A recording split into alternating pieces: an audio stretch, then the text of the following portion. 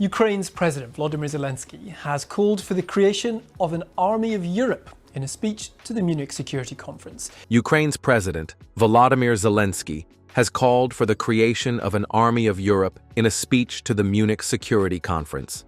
Military leaders from around the world are set to meet next week to shore up plans for Ukraine's security. Military leaders from around the world are set to meet next week to shore up plans for Ukraine's security. Prime Minister Sir Keir Starmer emerged from talks with European leaders in Paris tonight, calling for the US to provide a backstop.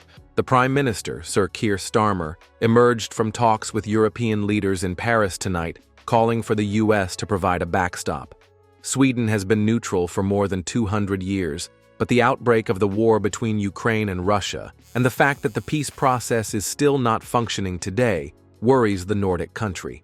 The latest NATO member has always supported Ukraine's territorial integrity and has provided military and financial aid to the Kiev regime. Most recently, Sweden announced the largest military aid package to Ukraine since the beginning of Russia's all-out war. Kriget mot Ukraina kommer att sluta. Det påverkar och formar säkerheten i hela Europa för generationer framåt. The approximate value of this package is $1.25 billion. This is Sweden's 18th step of military assistance. With this military package, the Swedish side has increased the total aid extended to Ukraine since February 2022 to about $5.6 billion.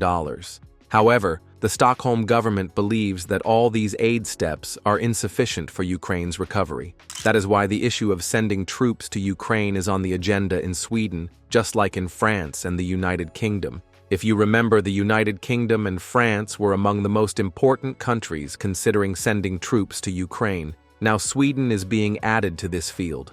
But can the Scandinavian power really send troops to Ukraine against Russia? Where is the Stockholm government on this issue? Is Russia ready for Sweden's possible troop deployment? For answers to all these critical questions and much more, here we go.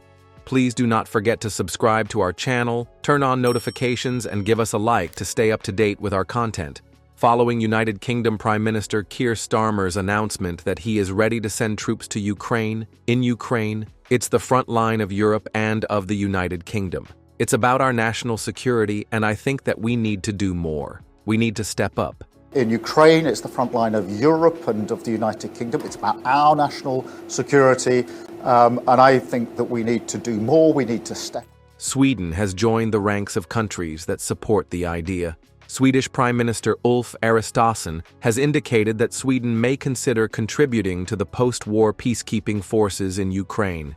Given its historic role in international peacekeeping missions, the Swedish government is considering taking an active role in peacekeeping in Ukraine. Swedish Foreign Minister Maria Malmö Stenergard emphasized that this process should not be just about a ceasefire. Stenergard said that we must first negotiate a just and sustainable peace that respects international law, protects Ukraine's sovereignty, and above all prevents Russia from withdrawing and attacking again in a few years. Once such a peace is achieved, it will have to be preserved, and the Swedish government is not ruling out any option. The Swedish armed forces have shown a strong commitment to international cooperation and peacekeeping efforts for many years. Sweden is active in international organizations such as the United Nations and the North Atlantic Treaty Organization, and has previously supported its allies by contributing to various peacekeeping missions.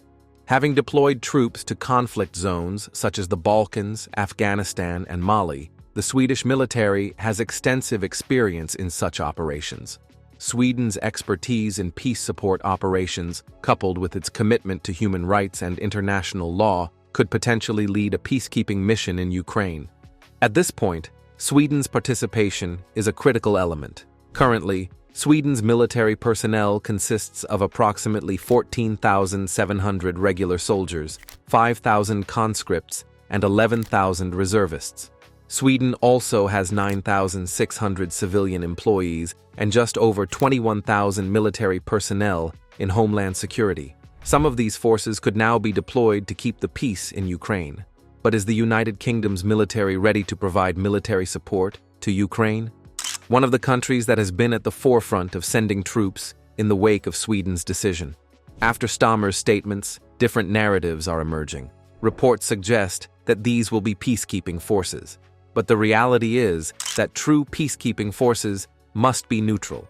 British troops deployed to support Ukraine can certainly be seen as biased, and the deployment of British forces in Ukraine would fit the Russian narrative of NATO as the aggressor.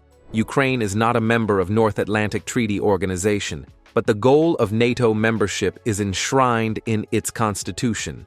British forces engaged in any conflict in Ukraine would not enforce Article 5, which states that each member shall regard an attack on another member as an attack on itself and shall assist in its defense. Moreover, United States Defense Secretary Pete Hegseth has said that European troops deployed to Ukraine should not be covered by Article 5. The weakness in Stammer's idea is that the United Kingdom does not have the ability to provide enough troops, material, and weapons to act as a real deterrent. This is not so different from the situation of British forces facing war in Europe more than a century ago. Remember to like, comment, and subscribe